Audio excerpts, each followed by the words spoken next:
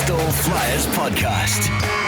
Hello, welcome back to the Bristol Flyers Podcast, proudly sponsored by WebGains, with me, Joel Osborne, and this guy over here, Sam Hardy. Sam, how you doing? Bonjour, doing very well, Jolie Joel. Had a lovely week so far. How has your week been so far, Joel? Yeah, it's been good, very busy. Playoffs are well and truly underway, and this week, you'll notice, it's just Sam and I in the studio this week, but we do have a very special guest who we'll be introducing very, very soon to help us break down all the reaction from Game 1 of the playoff quarterfinal against Cheshire. Oh, man, we're going to get to it later. Don't worry, we will talk about it, but what a game of basketball. Many ups, many downs, Joel. Yeah, and it was a 1-point loss in the end for Bristol Flyers, which means it's a do-or-die game on Friday. We'll talk about Game 2 as well this week on the Bristol Flyers podcast. We've got producer Dan pushing the buttons as always. Dan, how are you, sir? I'm all right, thank you. A little bit deflated after the first game, but we move. Well, in the words of our good friend Sketch,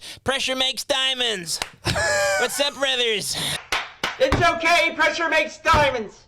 And I love pressure. So, pressure is on the line on Friday nights, and hopefully we come out on top. Do you like that reference, Dan, did you? Wow, that was something. Tuesday.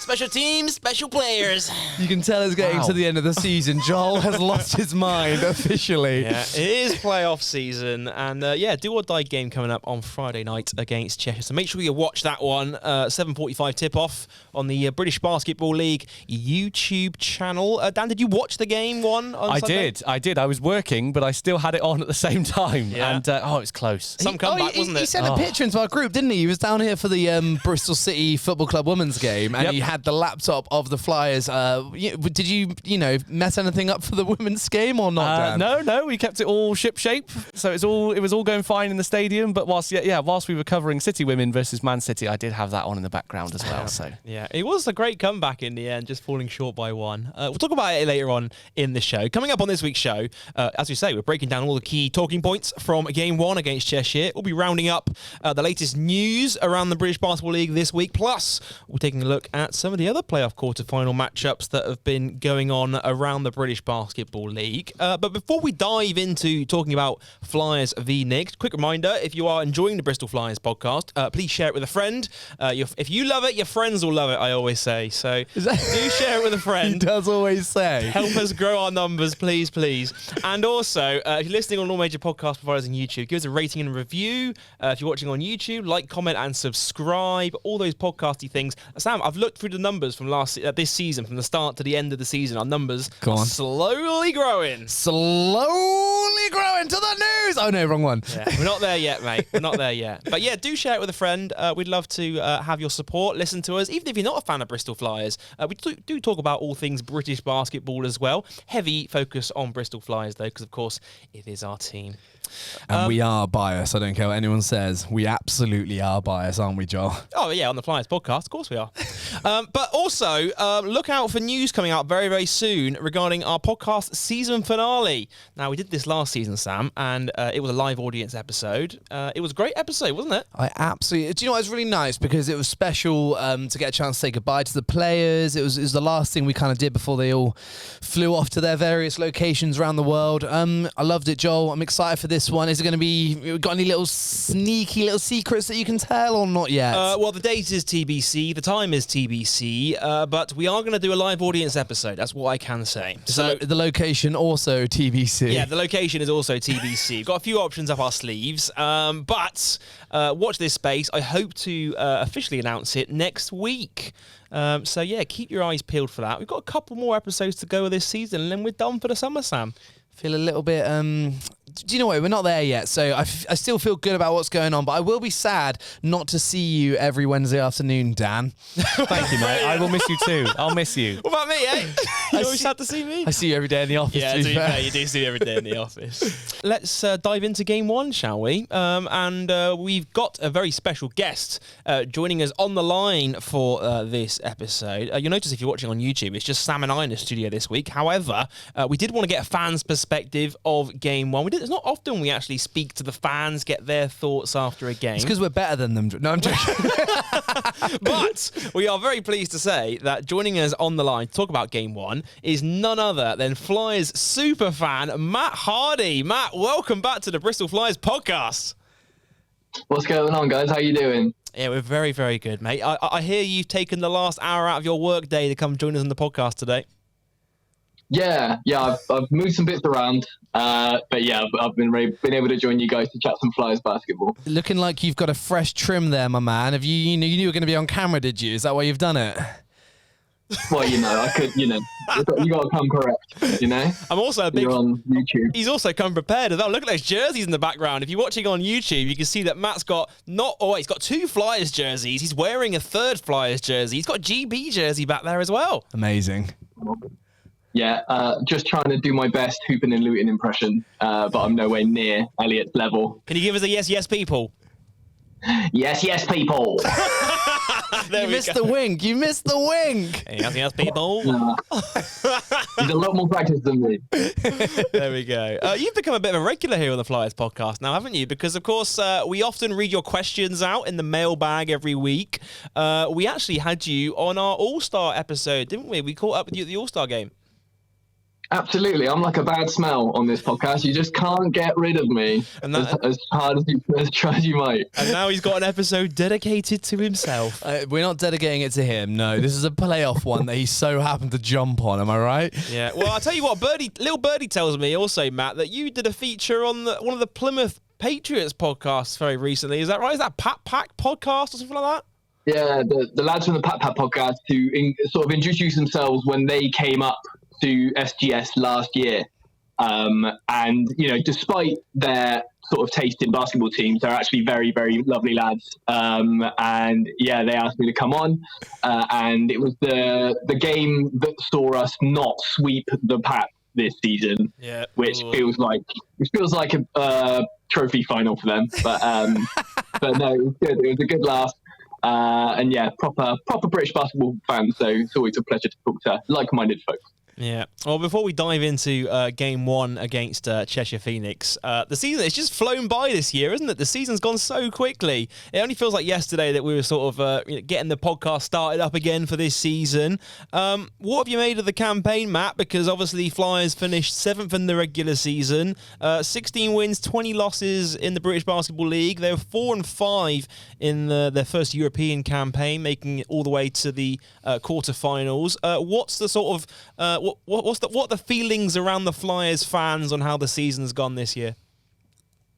It's like you say. I think it's almost been a season of 2 halves. Almost like we went through some really, really sort of tumultuous times, a lot of turbulence in the season, you could say. And then with the injuries, has just been huge.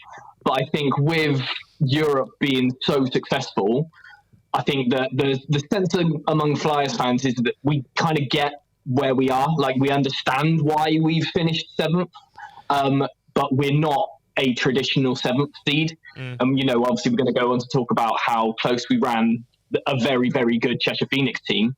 But it's all just been it feels like it's been a bit pieced together, and, huge hats off to Coach K and his coaching staff for, putting together a team that he didn't foresee putting together in the off-season and recruitment and building out a roster. But yeah, to put together this group and to get them playing the way they have been under such stress of injuries and having to play out of position and all this kind of stuff, it's been just a testament to what makes Bristol Flyers the team they are. They just kind of pull their sleeves up and get amongst it, Yeah, it has been one of those ones, isn't it, where you sort of, one player goes down and then just when they come back from injury, another player goes down, and then you just can't really find that momentum when you've got players sort of coming in and out of the roster like that. Is it still the case that the only game that we played with a full roster was the Back and Bears home fixture? I think it was, and even so, that's still without Christian Cunningham, who at the start of the season, was going to be the guy coming into the season. I heard great things about him. We saw him in the TBT. He's getting like 15, 16 rebounds a game in the TBT, and then game 0 essentially against Cheshire. sort of 2 minutes in, he blows out his knee, and then we're sort of playing scramble ever since and just trying to find the right pieces to fill that spot. It's been crazy. Can you imagine Brad Green and Christian Cunningham all on the board to get the amount of rebounds we would have got? I actually spoke to Joe Webster earlier, another fan, and he was at the away fixture and saw him and said it was going to be exciting. So it's one of those things. But hey, that happened. We have to move on. And you're right, Matt. Coach K he's just gone run with the punches.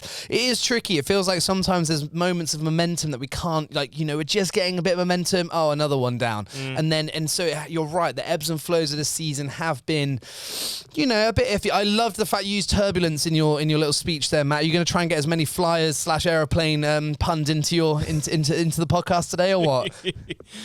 See how many I've got in the overhead compartment and see if I can deploy them.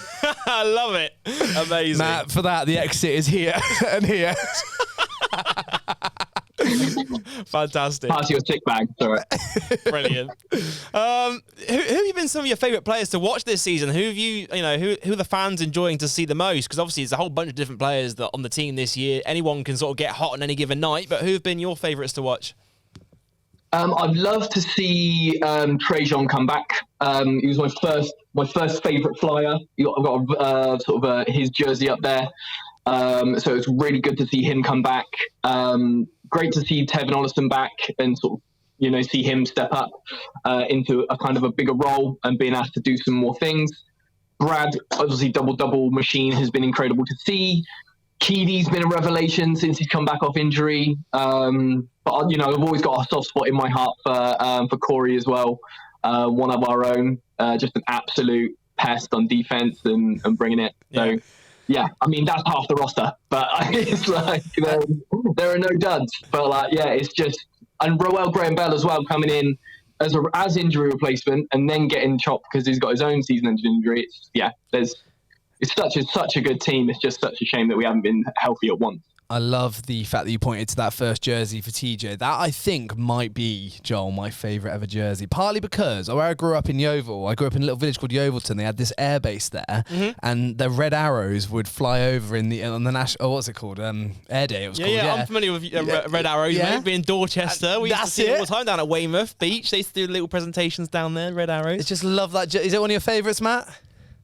Yeah, it's the OG for me. So I've started following the Flyers in that season, 21-22, I believe. So that was the season. So that's always going to go down a bit of my own personal history with the Flyers. Yeah, I was going to say, you haven't really been a Flyers fan for too long, but you've just got the Flyers bug, haven't you, since, sort of coming down to your first game during that season. Can you remember your first game you came down and watched the Flyers? Yeah, I think it was the first game of 21-22. And my incredible wife got me courtside hospitality tickets for the game. And it was against Manchester, and it was a win. And I'm like, this is absolutely meant. This is, it's great basketball. So I've always loved the NBA since, the Kobe Bryant, Allen Iverson days. Watching Vince Carter. I remember sort of when YouTube just came out, just watching sort of Vince Carter slam dunk contest highlights and one street ball mixtapes and that kind of stuff. So I was always loved hoops, but kind of finding the Bristol Flyers and a British Basketball League take on it, I was instantly hooked because, it's something that you can connect with because they're local and it's basketball done your way almost. So yeah, I've been hooked ever since. I know I didn't actually know this till today. Joel, I'm sure knew this. I don't know why I didn't know this, but your first sort of Twitter was your Brooklyn Nets UK version, is that right? Yeah, that's right. So since 2014 I started UK Nets Fans, which is like just a fan account for the Brooklyn Nets. Through that, had a podcast, had a YouTube channel, was able to go out, got really friendly with the team itself. But, it's just tricky because, games don't start till 1 a.m. You've got to buy league pass. You've got to stay up and all this kind of stuff. So it was just and there's 82 games, which we all love basketball, but I feel like that's too much basketball. Like sort of 3-4 games a week. It's just an absolute nightmare. So, finding the British game and it's on, we're very, very lucky that it's on YouTube and we can watch it week to week and it's on at a sensible time and as other British fans kind of chatting about it, it's just, I just love it. I'm just all in. That's it. And I think the level also, you look at the level, I mean, they're like former NBA players playing in our league. Look at Sam Decker, David Nwaba, for example. They've been, if you look back through the years as well, I mean, you can look back to players like Julius Hodge, who played for Cheshire. There have been former NBA players that have been playing in our league. So the actual drop-off in like the level of basketball you're seeing on a week-by-week basis in the British Basketball League is not that far off the NBA. Like, you look at a lot of these top players in our league could easily fill like a deep roster spot for an NBA team. I love that. Imagine.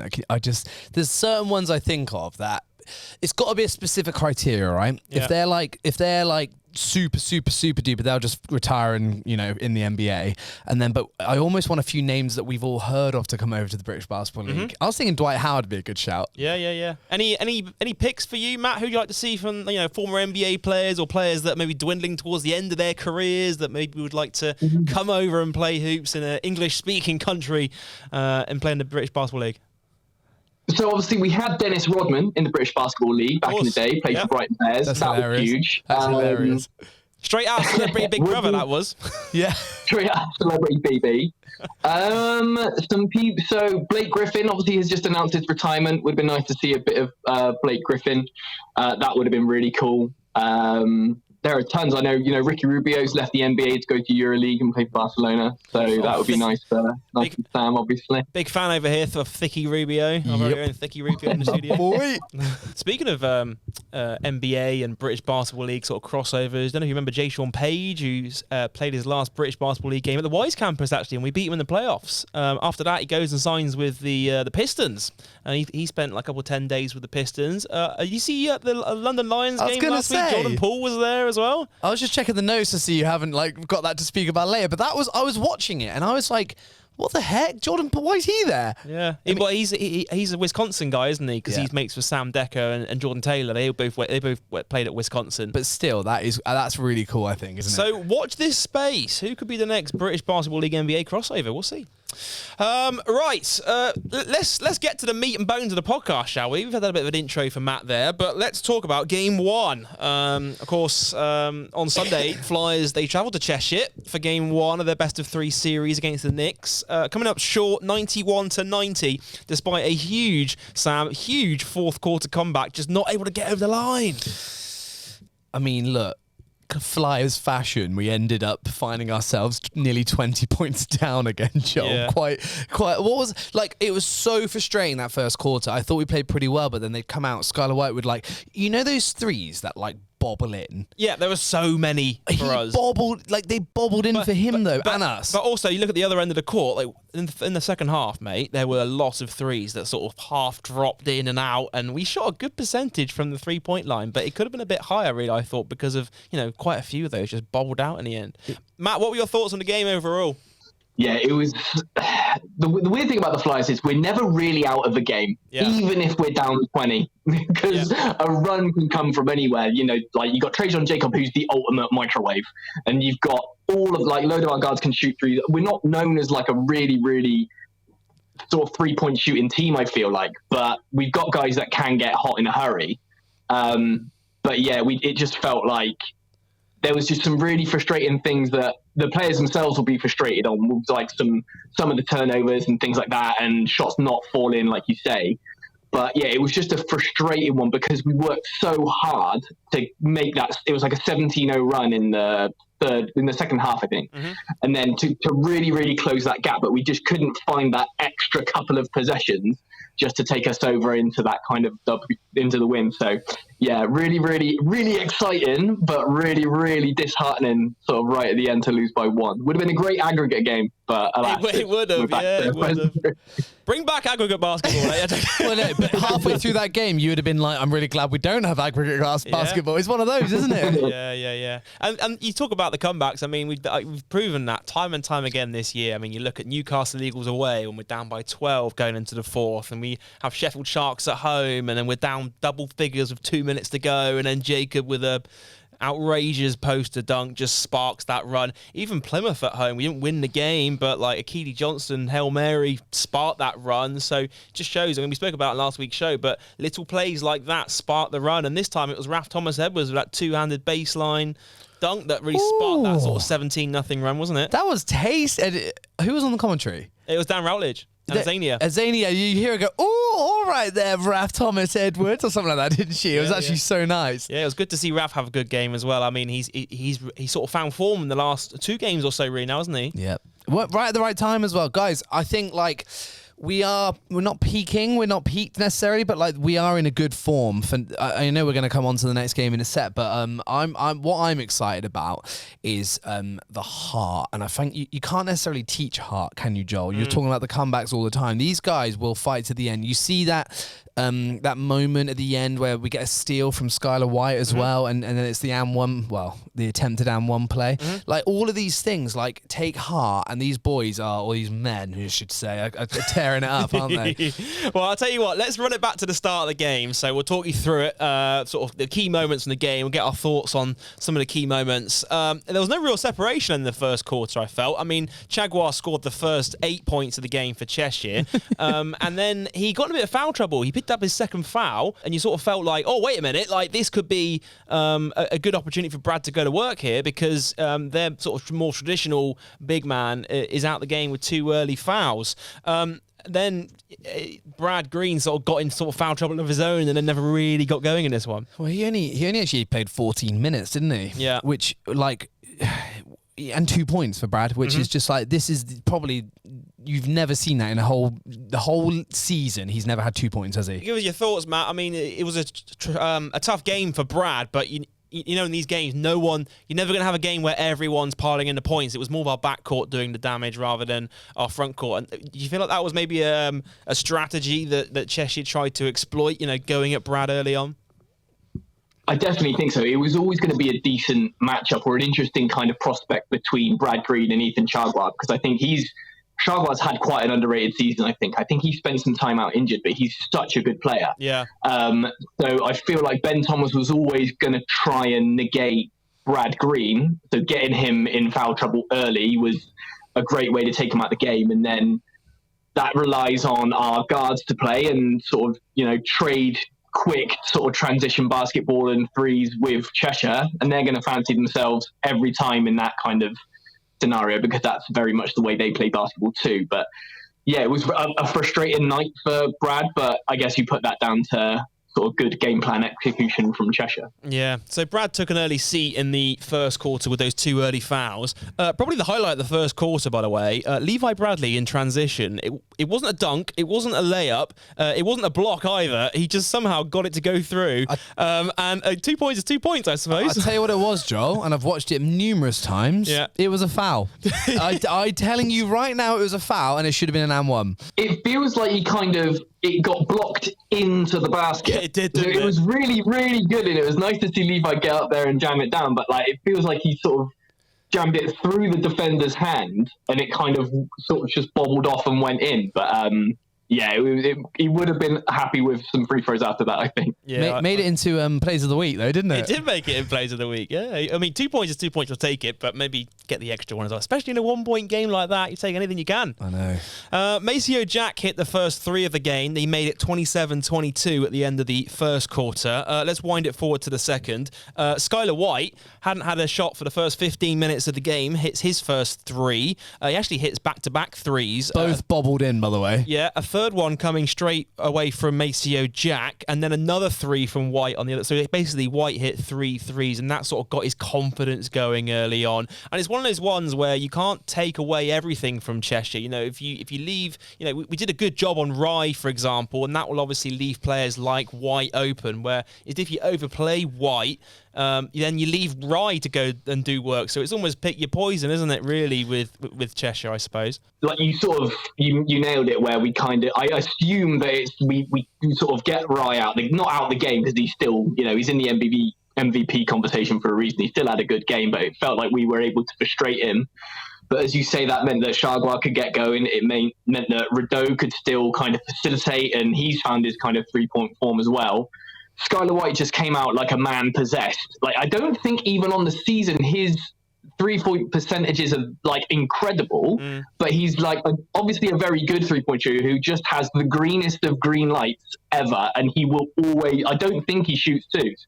All he does is shoot threes. So you know what you're getting from him, and he got that home court bounce, like you say. They bobbled in, and there was just no looking back from there. And he's such a passionate kind of emotionally driven player. He's always shouting and screaming, which I love. Yeah. And he was able to get that kind of ESPV kind of crowd behind him. So yeah, it was annoying, but you can't hate on it because it was amazing. I think if you were to say to me, if Cheshire are going to beat you, would you rather Aaron Rye goes off for 20-odd points or Skylar White goes off for 20-odd points? I would take Skylar White going off all the time because he's not as consistent as Aaron Rye has been all season long. Aaron Rye's been an MVP candidate for a reason. So you take Rye out of the game, you make other players have to step up for them. It's just the fact that last 2 games played against Cheshire, the home game, actually the 2 of the last 3 even, Skylar White did that at home against us as well, didn't he, earlier in the season? He's what can we do?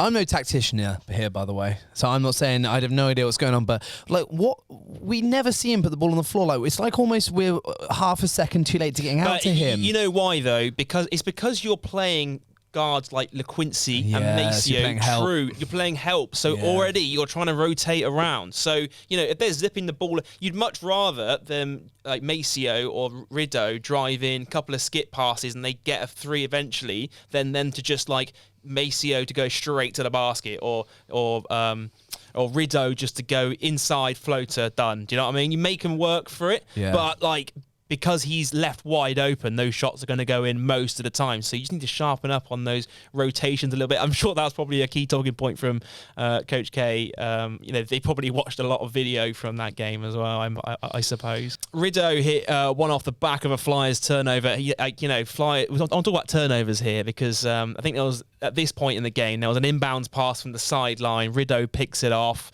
goes the other end, shoots a 3, and the turnovers are the ones that Coach K was pulling his hair out, because there were often turnovers in that game where it would be from a sideline out of bounds, it would be from a baseline out of bounds, and all of a sudden what could have been a 2-point or a 3-point field goal on offense has just suddenly turned into a turnover, and Rideau just going the other way and pulling up for a 3, and almost you got like a 5-6 point swing there. And it's like moments like that, isn't it, Matt, where when it's playoff basketball, those little moments can decide a game or decide a series.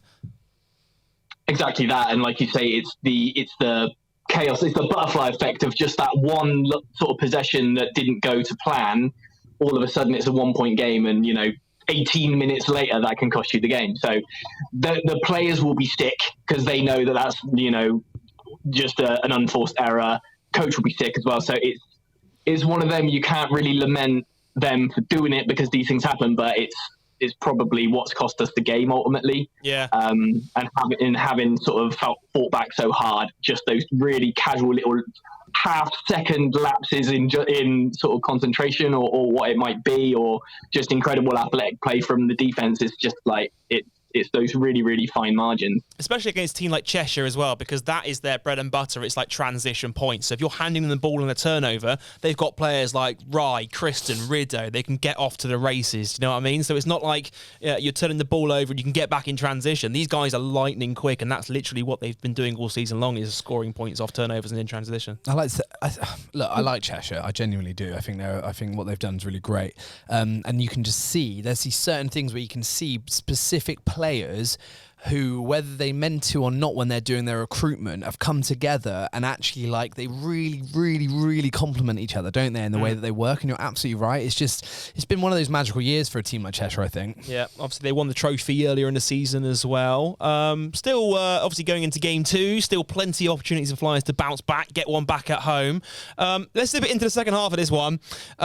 Cheshire, they had 60 first half points. They only scored 30 in the second half. You're never going to win a game when you you're on for conceding 120 points away from home. And then Raf Thomas Edwards, as you say, with that baseline dunk, that was the play that sparked the comeback for the Flyers. And momentum just suddenly shifted in Bristol's favour. I mean, it was 73-55 with 4 minutes to go in the third. Ollison hit shots. Keedy Johnson got the Flyers' first points of the fourth quarter at the foul line. Leslie Smith with back-to-back threes, who I thought had a really good game out there as well. He's had a couple of good games. Like the last 2 games against Cheshire away from home has really stepped up, hasn't he, Matt? Yeah, I've pulled out kind of Raf and Les sort of both for just being so good off the bench. And when, especially at a time where Cheshire was sort of putting their runs together, they were able to come off the bench and just kind of be that kind of bigger body on defense and kind of play with that kind of energy. But also they come up trumps from the three as well when they needed to. So yeah, really good from them, which is awesome to see. But yeah, it was nice to see that kind of as that sort of second half grew, we can just kind of see it. There's something, I don't know what you can see. There's just kind of this energy around this Flyers team when they know they're on a run and they know they're kind of like they're doing what they do and they're getting back into the game. You can kind of see it in their body language, and you've just got faith in this team. And that can only be multiplied and amplified within the players themselves. So they know they've got it in them, but it just takes that one moment, that one spark. And like you say, that was Raf in this instance. Yeah, and that one play sparks the run, and then it starts on the defensive end. I mean, they held Cheshire scoreless for, 8 straight minutes between the third and the fourth quarter. They made it a 1-point game at 73-72. And then it was crunch time, essentially. It's back to where you were. Cheshire 6 in a row to respond to that 17-0 run. Keedy Johnson then goes and scores 6 straight free throws, and he did a great job all night long of getting to the free throw line. I've got it in my notes here. It was something like, where is 14 from 16. 14 from 16 from the foul line for Keedy Johnson. And then we go into crunch time.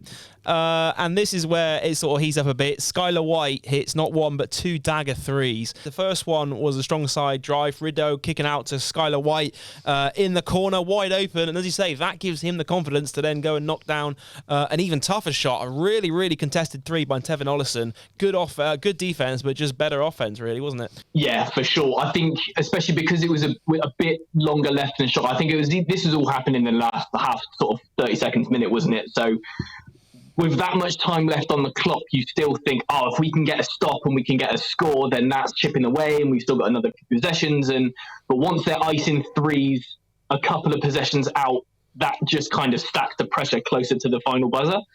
But yeah, it just speaks to, they're obviously incredibly well drilled and know exactly what they're supposed to be doing. But yeah, he was in absolutely tons of space for that sort of earlier one. And then him getting that shot off over Tevin, who was playing great defense, but I just think Skylar White could get a shot off in a Portaloo. He's just so good at being able to kind of, because he's so big, he can kind of shoot over people as well. So yeah, it was just kind of on from there. He wasn't having the night where he was going to miss those. Do you think in that moment, I know we talked about it a bit earlier talking about the rotation, but do you think in that moment you almost would prefer a Rideau sort of half contested layup versus the kick to the corner for the 3 so the defender stays out on him? What do you think? I still think you have to guard Rideau because he's an MVP candidate. He's driving downhill. Did he beat the man at the top? I can't remember what happened. Which 3 are you on about? The first one or the second one? The first one where he threw it to the corner. Yeah, well, Brad sort of comes over. If you watch it back, Brad sort of comes over and helps, but doesn't quite help, and he doesn't quite go out to the rotation either. Yeah. So he's sort of stuck in no man's land. So it's a tricky one there. Let's sort of zip it forward. There was almost a moment where you felt like, wait a minute, okay, 13.8 seconds to go. Tevin makes 2 free throws. Cheshire advanced timeout to call to bring the ball forward. Shot clock was turned off. All they have to do is inbound the ball and hold it. Skylar White just puts it on the floor, and Keedy comes away with a steal and goes transition. His 7th steal, may I say? Yeah, 7th steal of the game. 7th steal. Yeah, and then gets fouled and almost gets an and one opportunity there. That could have been a game changer because in that situation, you just hold the ball, get fouled. You don't have 5 seconds unless you've picked the ball up off a dribble, don't you? Yeah. Yeah, you're right. That is the thing is, the way Keedy was looking though, he still might have been able to steal it even if he hadn't put it on the floor because Skylar turned his back. He does, yeah. Do you know what I mean? Yeah. But at that moment, Matt, it was a bit of a heart and mouth moment, wasn't it? It's like, wait a minute, something could happen here. I mean, Flyers have been able to find a way in those weird, just when you think there's nothing left to play for, they like Coach K can find something in 2.5 seconds. Do you know what I mean? It's just like so much can happen in such little clock in basketball, and especially with this team. But yeah, you saw Ben Thomas in the timeout after that, just sort of really, really laying into Skylar White, and they went for the same play again, and he was like, "Keep the ball up." Yeah. But yeah, it must just be muscle memory where they kind of just take a dribble, turn their back when they're trying to kind of protect the ball. But as you say, in that instance, there's just no need for it, and they made it a little bit more hair-raising than it could have been. I quite like the Flyers not fouling in that situation because at the time it's a 4-point game, and we've actually done that a couple of times this season. If you look at the Juventus game at home in the EMBL, again, we had a very similar situation where Corey comes up with the steal, where in a game where the shot clock's turned off, they go coast to coast, and we don't quite finish at the other end. It could have been a foul, could have been a travel. That was a T-John one, wasn't it? Yeah, exactly. But like we've had that situation a couple of times where it kind of is a 2-possession game, and instead of just fouling to stop the clock, you just see what happens in the first 2 ticks of the clock. And in that situation, we managed to get a steal for Keedy, and that could have easily been a 3-point play, or he could have pulled up for 3 in that situation as well. Yeah. You might as well go for the foul, because if you might as well go for the steal, because if you get the foul, that's good anyway. Yeah. So you might as well wait and see what happens and see if you can legit take it off them, and then the rest is whatever. I mean, arguably, you should be going for a steal anyway, because if it's not, it could be a unsportsmanlike foul, couldn't it? Yeah, exactly. So, exactly. Yeah. So Keedy knocks down both free throws after that foul in transition, and then Cheshire called another timeout. Give the ball up, says Ben Thomas, and they almost give the ball up on a 5-second violation because clock was ticking, and it was ticking, and they were going to the second option, and they were going to the third option, and I was like, oh my goodness, this is so close to a 5-second violation. And if we got that turnover, that could have been a game changer. We were arguing about this in the office earlier. I was watching. I think it would have been really harsh. With the moment they threw it in, I think that would have been a really harsh 5-second call. Because, like we say, with a 3-second call, it's more like a sort of 4 or 5 seconds in the paint, isn't it? Yeah. Like, do you know what I mean? Like, it would have been a really harsh call to make. Yeah. If it was the other way around, you would have been livid. Oh yeah, 100%. But we've had that happen to us a number of times last season. You remember us inbounding that ball from that spot last year at SGS? We've had a number of games last season where we'd either turn it over or we'd get a 5-second violation from that spot. I think that spot from the Wise campus almost haunts us a little bit from last season, right? We had them twice in one game at one point, didn't it? Oh yeah, that was at Sheffield when they came back last year. Matt, did you watch that game last year when you couldn't get the ball inbound from that spot on the court? I mean, it sort of haunted us in game 1, but yeah, we definitely got previous with inbounds just being a little bit tricky. So yeah, even if they had got that 5-second violation, it gets turned over to us. I still would have had a bit of heart in mouth, wondering if we were going to turn it over again. But yeah, fortunately we didn't go there. Well, they managed to get the ball in the end, and this time we do foul Skylar White. He hits both free throws. We call a timeout, advance the ball. It's a 4-point game, and then Tevin Ollison shoots a deep 3. Obviously, they were instructed no foul in that situation. That's the number one thing you're saying is Coach, no foul in that situation. Can you imagine that and one at that moment? Well, did you see it happen in the NBA last night? Yeah. For the 76ers? Yeah. They were down by 6 with 40 seconds to go or something like that, and then they hit an and 1 3, and then they come back and win it. And 1 3, up the other end, foul, missed one of the free throws, got the second one, and then hit the craziest, like just after the logo 3. Yeah. That's crazy, isn't it? One. So we've seen stranger things happen, eh? So I mean, they Tevin hits the 3 anyway off the glass and in, and that does it. 91 to 90, the final score. Would have been, as you say, it would have been great if it was aggregate, because it would have been a 20-point comeback, and then you say come back to SGS being 1 point down after being down by as many as 20. You'd fancy your chances in a second leg if it was aggregate score, right? We need this Friday SGS to be the loudest it has ever been to get behind these guys, don't we, Joel? Yeah, we do. We need them to be loud. It's Friday night. It's 7:45. Tickets are sold out for that game. But you can watch it on YouTube. The British Basketball League YouTube channel is showing the game. Matt, have you got your ticket, or are you not able to come down? I'm there. I'm there. Absolutely there with bells on. Wouldn't miss it. Amazing. Can't wait to see these bells. Can't wait to see the back of your head. Are you sitting there again?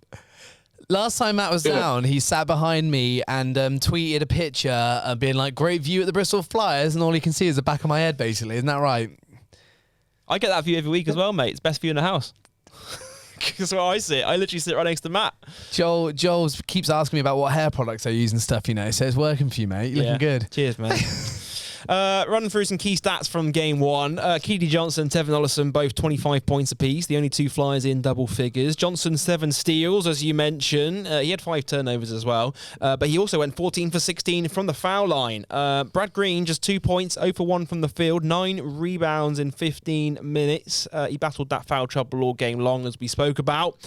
Cheshire were led by LaQuincy Rizzo, 22 points, 11 assists. Skylar White, 20 points, 6 for 9, shooting from 3. 16 points and 6 rebounds from Ethan Jaguar, despite his early foul trouble. Adjustments. I want to talk about, I've got in my notes the word adjustments just there. What kind of adjustments do you think Coach K will be looking to make going into game 2, Matt? Because we spoke about the turnovers, some of the threes not necessarily dropping as well. They were good looks, but just not dropping. It's more of a concentration thing. And maybe some of the matchups as well. We've spoken about the likes of Green. What sort of matchup do you put Green against as well? What kind of matchups, what kind of adjustments are you expecting on Friday? I think the main one's going to be look after the ball, I think, but that's a really easy kind of one to say. But I think it's defending that 3-point line a bit better. I mean, they had a blistering night from 3, which you'd count on them not to maybe replicate again.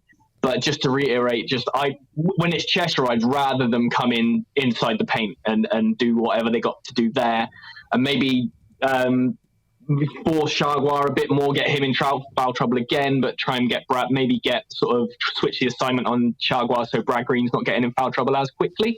But who that guy is, maybe it's Les comes in and does a bit of work on Jaguar, possibly. But yeah, I mean, I'm sure Coach K's all over it. But yeah, it feels like there was a lot of going under screens on the kind of perimeter as well, where I don't know if that's the right thing to do against Cheshire, if possible. So yeah, it's plenty of tweaks around the edges to do. A couple of ankle injuries I see, Joel. Yeah. Jaguar, do you reckon he's going to be playing or not? We saw Tijon go down in the first half. He came back into the game, then quickly subbed back out again. Yeah. Jaguar, last sort of couple of minutes or so, looked like it was a bit of an ankle strain. Whether or not he'll play game 2, we'll have to see. But that could be key if either one of those guys aren't playing, because again, that messes around with all the matchups that you've probably previously planned for in practice all week, right? I mean, if Jaguar's not playing, that's huge for them, isn't it? Yeah. Like, because then who's matching up with Brad? Who is going to match up with Brad? Skylar? Yeah. Well, he's not going to be able to. He's not strong enough. Yeah, but if you saw what he did against us in the last game at the Wise campus, he'd literally bring Brad right out to the 3-point line. You wanted to put someone else on him. Yeah, on the put someone else on Skylar. And then who do they put on the defensive end when Brad's on offense? See, that could be a good sign for Brad if that's the case. Yeah, that's what I'm thinking. But hey, we can't control these things, so let's not worry about them until we know. Yeah, I think Cheshire won't be pleased with the way they actually ended that game either. So it'll be interesting to see how they respond to that in the first sort of 5 minutes of game 2. You sort of felt them wobbling, the wheels sort of wobbling a little bit. They sort of grinding over the line to get that 1-point win in the end. So, some would say they were lucky to to come out on top. Did you watch it? Did you watch the interview at the end of the game? I love the subtlety that doesn't get you in trouble, but everyone knows what they're saying. So Azania says on commentary, they were lucky to hold on in the end, and obviously Ben Thomas is putting the headset on at the same time so he can hear what she's saying, and then they go to the interview, and Dan asks the first question, and then straight away Ben Thomas goes, "Yeah, we weren't lucky to win that game." I mean, say what you want, I think there was an element of luck involved there. To be honest with you, like, you were lucky. I mean, that Skylar White shot was a very tough shot. Don't get me wrong. There are some huge players, big players making big plays in playoffs, and I'll take my hat off to that, absolutely. But, turning the ball over from an inbounds, there were some chances there for us. We had so many shots that rimmed out as well. And I think that'll be playing in the back of their mind coming into game 2. I think the first 5 minutes of game 2, when we get to the media timeout, I think you'll get a rough idea of how this game will play out. And obviously with the Flyers fans behind us as well, we love playing in that pressure environment, that pressure cooker at Wise campus. You know how loud it can get in there as well, right? This has got to be one of the toughest Flyers 7th seed to play against. Like they're finishing second thinking great, and it's like, well, brilliant. Now look, we've got to fight up against. And in the first leg, we showed what we're made of. And actually, Joel, if we do knock them out by winning Friday and then Sunday, are we hated by the rest of the league or not? Because people do like Cheshire, don't they? Yeah, I don't know. It'd be interesting to find out that. But we've got some Flyers podcast keys to coming out on top in game 2. Number 1, keep Brad Green clean. No foul trouble for Brad Green, please. Can't afford to get in foul trouble. Number 2, knock down your open looks. Very simple, but, when Flyers shoot the ball well, particularly from 3, we become a very tough team to guard. And our third key to the game is don't turn the ball over. All sounds very simple, right? I mean, sounds simple. I'd like to see you out there giving it a go, Joel. Yeah, exactly. That's why I stay this side of the basketball court. But those are the keys to the game. Don't forget you can watch it on Friday, 7:45 p.m. tip-off. Tickets are sold out. The season is on the line. If you don't have tickets, watch it on YouTube. And let's hope, Sam, next week on the podcast, we're talking about potential playoff semi-final matchup. Yeah, boy. Right, Matt, we've got some quickfire questions for you. I don't know if you know, but every time we get a guest on the podcast, we ask them to take on our quickfire questions. And you are no different here. So we have tailored your questions all about being a Bristol Flyers fan. And can we get the lights down low, please? There we go. Don't get nervous, Matt. You've got 30 seconds on the clock to answer as many questions as you possibly can about being a Bristol Flyers fan. Are you ready? Your time starts now. Who's your favourite Bristol Flyers player of all time? Trajan Jacob. What's the best Bristol Flyers jersey?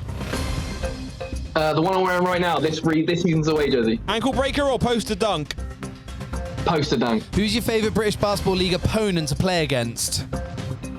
Plymouth. Describe Tevin Ollison's game in one word. All-encompassing. Who has the best handles on the Flyers?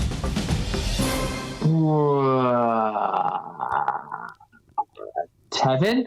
Tevin Ollison. Yeah, those little cheeky pullback crossovers for opening himself up for a 3. Tasty. Tasty. 1, 2, 3, 4, 5, 6. You got 6. And also, you got to bear in mind, there's a little bit of a delay in the phone call, so that could have been 7 or 8. But yeah, not quite the 11 though, Matt, but it will do. It will do. Right, I don't know about you, Sam, but it's time for us to get to the news.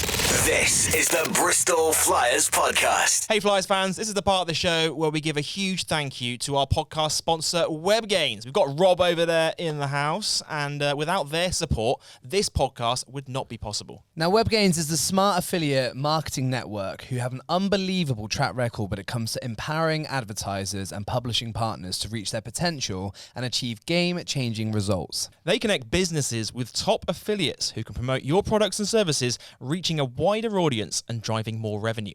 And here's the best bit, Flyers fans. WebGains provides you with detailed reports and analytics to track the performance of your affiliate marketing campaigns, making it easy to see the results of your hard work and investments. But don't just take our word for it. Here's Rob from WebGains to tell you more. Did you know that last year affiliates helped sell 12 billion worth of products for British brands, and every £1 spent on affiliate marketing by advertisers, also known in our channel as retailers, returned an average of £12.40. That is actually crazy when you spend £1. You get £12 back. £12.40 back. It's so good. It's amazing. It's a good deal, isn't it? And not only are WebGains sponsors of the Bristol Flyers podcast, but their company logo is also once again on the front of our home and away playing shorts, inspiring the team to make smarter connections, just like they do for thousands of brands on their international affiliate network. So if you're ready to skyrocket your online presence and drive more sales, visit webgains.com and see how they can assist you in the world of affiliate marketing. That's webgains.com, WEBGAINS.com. Give your business the assist it needs with WebGains Affiliate Network. This is the Bristol Flyers Podcast. Here's a look at what's been going on around the British Basketball League this past week. Got to talk about the other Game 1s. First up, London Lions 80, Surrey Scorchers 65. Game 2. Who watched? Any of you watched the first round matchup, Surrey London? Hey, they put up a battle, I thought, a little bit. What do you reckon? A little bit. Don't know. Matt, did you watch it? I didn't watch it, but I saw that it's one of those where it could have been a lot worse, but Surrey then kept it a bit closer. That's right. So London Lions, they took the first game. They built up a 29-point lead in the game, 4 players in double figures. London out to an early 7-point lead, 27-11 after the first quarter. If you look at the fourth quarter, though, Sam, Surrey started the fourth on a 14-0 run. So after trailing by as many as 29, they lost the game by 15 points. Gabe Olaseni, 16.7 rebounds. Sam Decker with 14 points. It means they've got a do-or-die game this Friday in Game 2. Which I've got an apology to make now to the Flyers family, because last week's show I said that you can watch every British Basketball League playoff game on the YouTube channel. Turns out you can't. And I don't know if you can smell this, Sam, but it smells like British basketball beef. It's time for British Basketball Beef. Sponsored by Cow and Sow. Yes, it's time for British Basketball Beef. And I got a bit of beef, Sam, because it was announced that Game 2 of the series between Surrey Scorchers and London Lions would not be broadcasted on the league's YouTube channel because of broadcast requirements. Let's get a fan's perspective on this. Matt, what are your thoughts on this? Because obviously the playoffs are the games that everyone wants to watch, right? Yeah, so it's one of them. I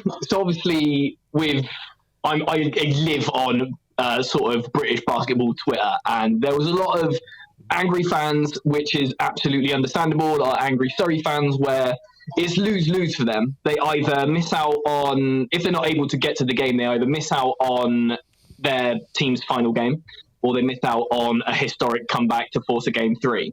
So that's not great, obviously, but a lot of the anger was directed straight at the league.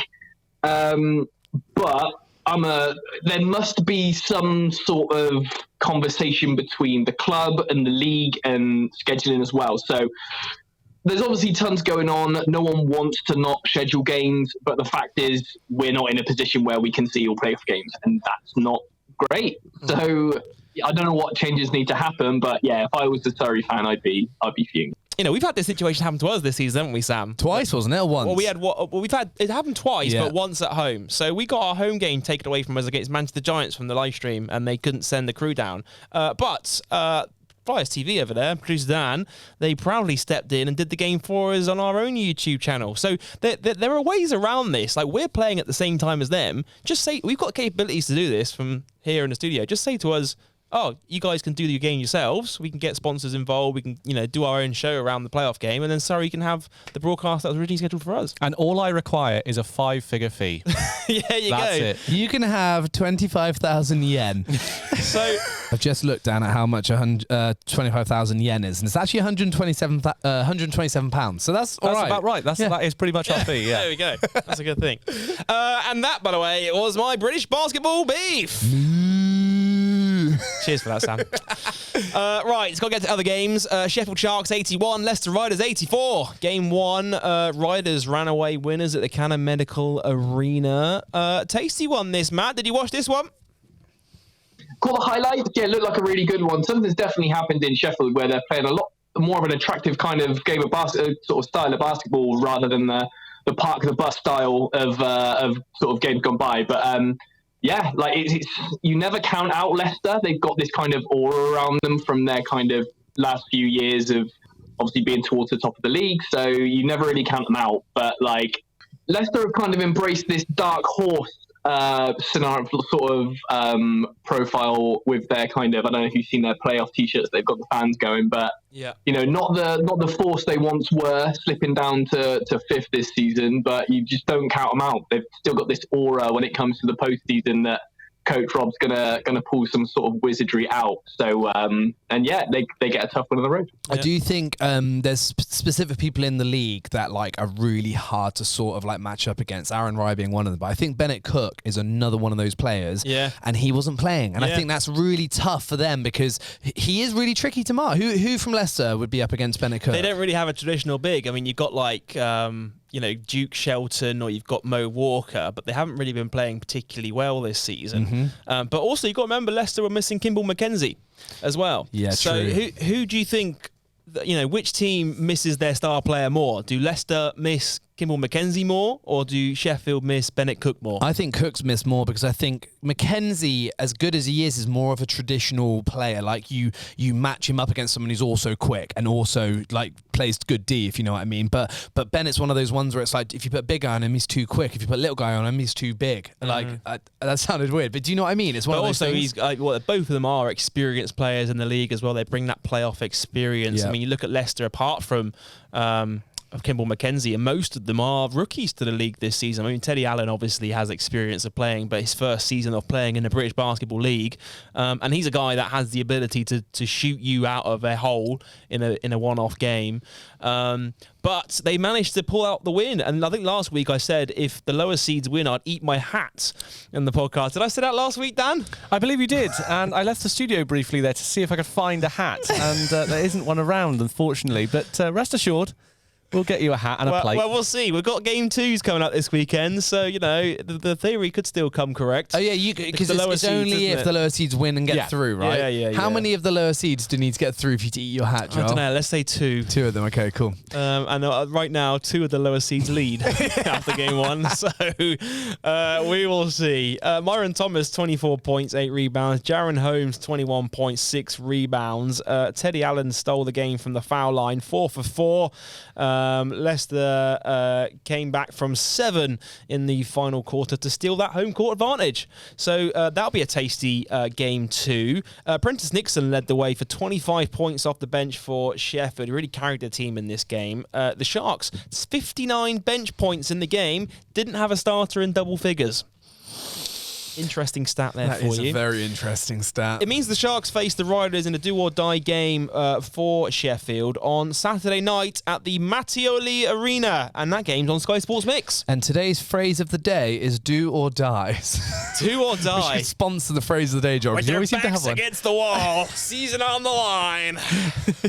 Yeah, I love games, like elimination games like that though, because it's just like season on the line, isn't it? It's just that's where pressure.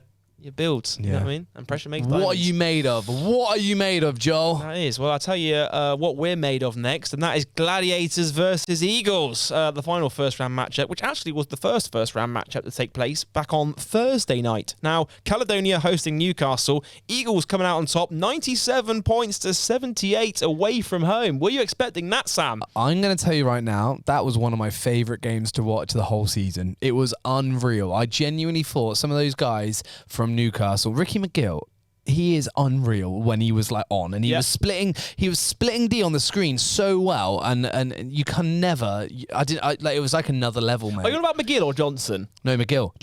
Honestly, twice McGill did this thing where he split the D through in like later on in the second half. His first half wasn't good, I'll give you that, but in the second half, McGill was amazing. Johnson's always Johnson. Because Johnson had a crazy game, and they brought him off the bench as well, didn't they, Matt? It was the second time in his British Basketball League career where he actually came off the bench. There was some interesting adjustments by Mark Stoutel, I felt, because obviously, they bring Jordan Johnson off the bench, and they put extra length on Quade Green with Devin Whitfield guarding him, and they sort of, him and Josh Ward-Hibbert both take the responsibility of guarding Green, and that's sort of been a bit of his weakness, really, where he's being guarded by a longer defender. Matt, what did you make of this game? Did you watch this game?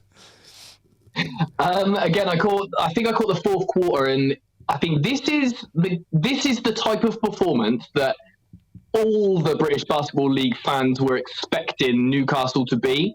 They got all these really, really potent offensive players that know the BBL, and they just throw them all together, and they kind of score 1 million points every game and just blow people out the water. And it hasn't really happened for one kind of reason or another throughout the season for Newcastle, but it felt like this was almost shows what they're capable of when everything clicks, because they were off and running. But given Newcastle's season this season, it could very much be that they'll go home to sort of virtue arenas and lay a bit of an egg. But it was so good. I love Jordan Johnson so much. I think it's because he's 5'6" and that he just kind of gets about and still gets sort of 25 points. He's just an absolute machine. I love him. It made Player of the Week as well, but watching it live was unreal. That lefty sort of pass through to Taj Green. Yeah. So many greens in this league Yeah. who split, like he dunked it on two of them basically, or through the middle of two of them, I should say. It was amazing, wasn't it? Was quality. It was really good. It means that Caledonia now have their season on the line when they travel to the Virtue Motors Arena. Tough place to play. What's this game for them, Joel? It's a do or die game. I don't know if I told you that. So that's a roundup, anyway, of the first round matchups. Out of those three fellas, which one do you think is most likely to go to a game 3? Bristol Flyers. Out of those three. Oh, the other three. Other than these three. Not London. That's going to a game 2. And that's it. Yeah. I think Caledonia have a chance to turn it into a game. I actually think so does Sheffield. Is Cook back? Yeah. Is Cook back, or is he still injured? I actually Well, that's don't know. the question. And Okay. same with Kipper. Same with Kimball McKenzie. Okay, cool. So you don't know until game time. So that could be a big telling as to how that series plays out. Cook is back. They go to game 3. Cook is not back. They don't go to game 3. That's my thoughts on that one. What do you think, Matt? What are your thoughts? Yeah, I think Leicester are gonna do enough at home, with or without Kimball McKenzie to square that one away. I think so. I've just got a sneaky suspicion that Newcastle are just gonna do something Newcastle-y and not quite get the job done, and it's gonna go to game 3. Yeah. That well-known phrase, do something Newcastle-y. Yeah. They're a bit Eaglesy, you know. Yeah. Like blowing a 12-point fourth quarter lead to Bristol Flyers. Just saying. We beat them twice on their home court this season, by the way. Just saying. Yeah, boy. Well, those are the first round matchups in the British Basketball League playoffs. Don't forget you can watch every game apart from one on the British Basketball League YouTube channel, live and on demand. Let's get to just finish off with a couple other bits of news to go through here. Keely Johnson and Coach Kapulas have both been nominated for Player and Coach of the Month awards for April. By the time this podcast comes out, I think voting will be closed. Yep. So you can't vote for it anymore. But watch this space because they will be revealing the winners on the next episode of the league's weekly show, Inside the Paint. Speaking of voting, voting is still open for the Bristol Flyers Supporters Club End of Season Awards. Now, the Supporters Club, they've opened their online survey to gather votes for the annual awards. Deadline set Monday, May 6th. You can vote now via the Bristol Flyers website. Number of different categories: Player of the Year, Defensive Player of the Year, Sixth Man of the Year, Moment of the Season, and there's a new light-hearted category, Funniest Moment of the Year. Matt, have you made your votes yet? I'm still sort of pooling my votes, but yeah, there's definitely lots to go around on. I've got my Player of the Season, but yes, it's those kind of funniest moments. It's been such a roller coaster season. I feel like I've got to look back and do a load of them. But yeah, for moments, there's been some three-quarter court heaves that have got to go down there as a pretty good moment of the season. There's been some big European wins, so it's a nice problem to have to pick through and pick some winners. Yeah, well, don't forget you can make your votes right now over at the Bristol Flyers website. And Sam, next week, we're going to have Sam and Amy from the Bristol Flyers Supporters Club right here back in the studio to reveal the winners. Because voting closes on Monday, and they'll be popping in for their annual episode, and we'll be revealing who won what in the Supporters Club award votes. A little fresh water for us, Joel? Yeah, I reckon a little fresh water. A little fresh water, not? Yeah, it'd be rude not to. Get the fresh waters out, reveal the winners. Always a fun episode of the podcast, that one, isn't it? Love it. Absolutely. Those guys are such good. They're so good at bringing everyone together, mate. And we just want to see that grow more and more. I'm sure they'll tell us all about it next week, Joel. Yeah, so if you do want to join the Supporters Club, you can do. Just search in at Bristol Flyers Supporters on Facebook. You can send them a request to join. They usually will accept it, unless you're a Plymouth fan.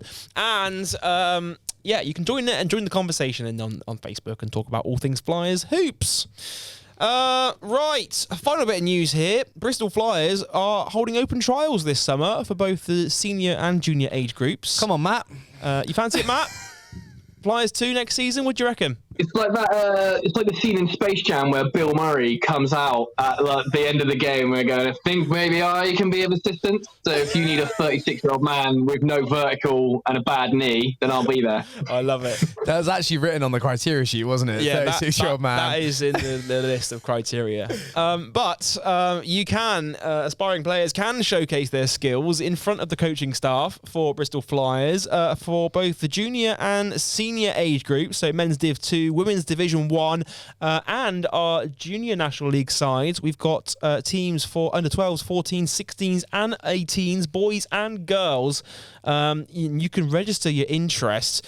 There's an application form on the website where you fill in your details, and you can find out more information by emailing chris.bourne@sgscol.ac.uk. Also, there are a number of voluntary coaching opportunities available for next season for the junior programme that we're on the hunt for enthusiastic and passionate volunteers to fulfil coaching roles for the 24-25 season to elevate the Flyers player pathway. Of course, as you say, we've got teams at all junior age groups. If you are interested in getting involved, again, email chris.bourne@sgscol.ac.uk. And Sam, now you're up to date with this week's news. This is the Bristol Flyers Podcast. Well, that's a wrap on our playoff pod to preview Game 2 against Cheshire Phoenix. It's been such a pleasure to have that man, Matt, behind us on the screen. Did you enjoy yourself being on a full feature of a podcast, Matt? I loved it. Thank you so much. Obviously watch every week, bother you guys on social all the time about it. So it's been an absolute pleasure. And yeah, any opportunity to talk about Bristol Flyers basketball, I am there. So yeah, thank you very much for having me. Dan, we didn't get a chance to do a sort of mailbag, but do you have any sort of fun question for Matt to end us off here? Oh, on the spot here. I would say Twitter is known, Matt, as well for its. We've talked about British basketball beef. Twitter beef is a thing too. I want to know are there any other supporters from other clubs that you have beef with or don't have beef with, if that makes sense? Who is friendly on Twitter and who isn't? Good question, McDaniel. You know what? This is getting a lot of trouble here, Matt. You've got to be careful about this answer. No, what I found is, like, with British basketball, I think the community is just so welcoming, even against sort of Plymouth, who is our main kind of local rival. Even all the social media stuff between us is just fun and lighthearted, and we don't take it too seriously, and there's no animosity or kind of tribal nature. So I think it's such a testament to how great this sport is that, you know, even sort of opposing fans on Twitter, which can be pretty tough at times of a place to be, is just so good. So yeah, it's a nice place to be, so I'm all for it. And the British basketball community at large. Check your Twitter now, mate. What have you tweeted him? I don't know, I haven't got it on the front of me, but Sam, have you just sent a post on X to Matt Hardy right now? Yeah, that won't make any sense to anyone if they see it. Let's have a look at, loading up Sam's X account now. He has just tweeted him saying... Is this cyberbullying? Is this what this is? So he's just tweeted him 33 seconds ago saying, "I can't stand you." Absolutely no need. Well, the British basketball community, apart from Sam Hardy, is always very welcoming. Yeah. I need to find out a way to delete that now because I don't really want that on there. So Sam's going to go delete his tweet. But Matt, thank you so much for joining us on this week's episode of the Flyers Podcast. And we'll see you at the SGS College Arena for the big Game 2 on Friday night. See you for Game 2. Can't wait. Amazing. Sam, that is it for this week's episode. What a fantastic episode it was. And let's hope we're back here next week talking about potential semi-final. Let's go, Flyers! Don't forget, you can watch Game 2 of the British Basketball League playoff quarter-final. Bristol Flyers taking on Cheshire Phoenix, 7:45 p.m. on Friday night. Let's see if the Flyers can force a Game 3. If there is a Game 3, that will take place on Sunday, 6 p.m. at Ellesmere Port. Sam, is there anything else you want to add before we wrap up this week's episode of the show? I'm still figuring out how to delete this silly tweet so that someone doesn't think I'm being serious. But no, nothing to add right now, Joel. Hopefully it'll be gone soon. And we will see you all next week on the Bristol Flyers Podcast. Producer Dan, thanks for pushing the buttons as always. Thank you. Sam, thank you for joining me. Shout out to Matt for joining me on the podcast as well. And from Joel, Sam, producer Dan, we'll see you next week right here on the Bristol Flyers Podcast.